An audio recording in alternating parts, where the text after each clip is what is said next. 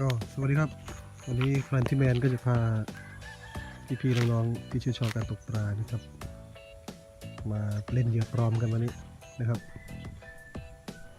นี่ครับสถานที่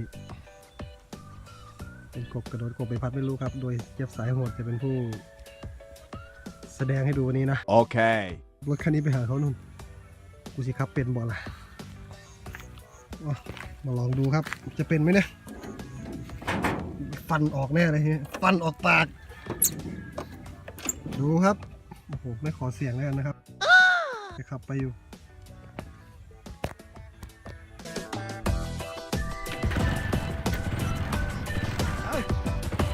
มือเดียวเลยไหมเนี่ย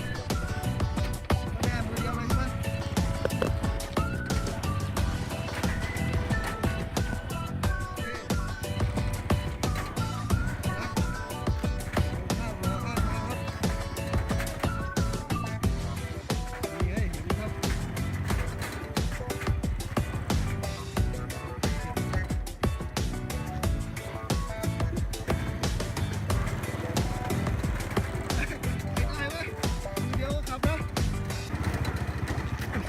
คอแข็งหายเอาง่ายกว่า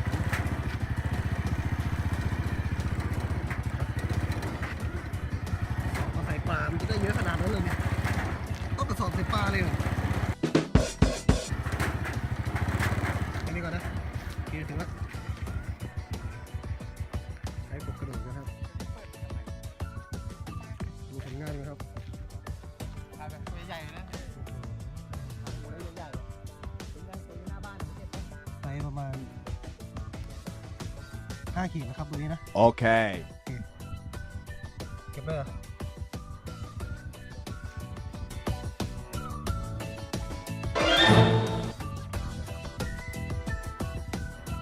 เนี่ยแล้วดึงนี่ออกทางเหงือกแล้วตัดนี่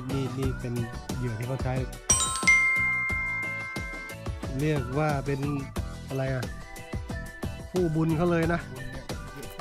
เหยื่อคู่บารมีเลยถ้าขาดไปเนี่ยแค่เป็นร้องไห้อะ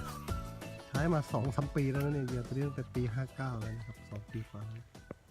ผมจำได้ผมเป็นคนซื้อมาให้เขาแล้วเขาซื้อต่อผมซื้อมา70 Oh no ตามเลย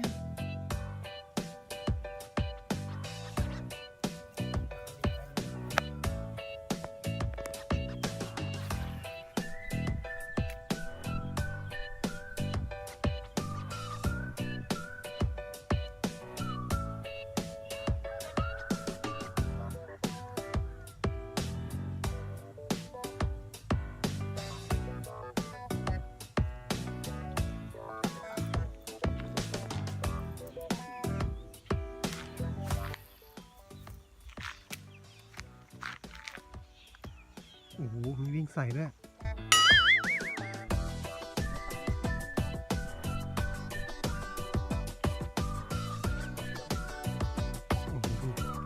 มันไม่ตามว่ามันโดนมาเยอะแล้ว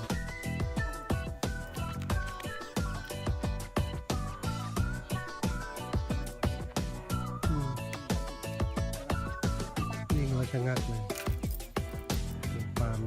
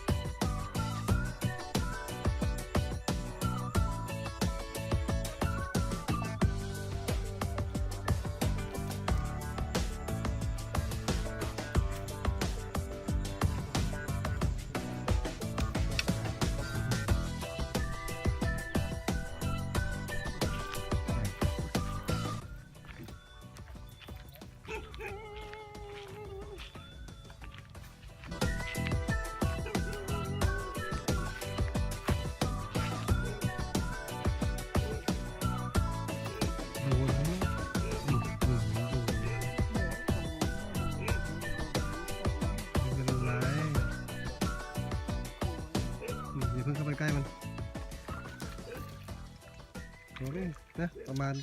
ก็พอได้อยู่นะตัวนี้นะขออภัยครับสูภาพแล้ว กระสอบนี่ไม่ได้หรอ ก็ได้นะ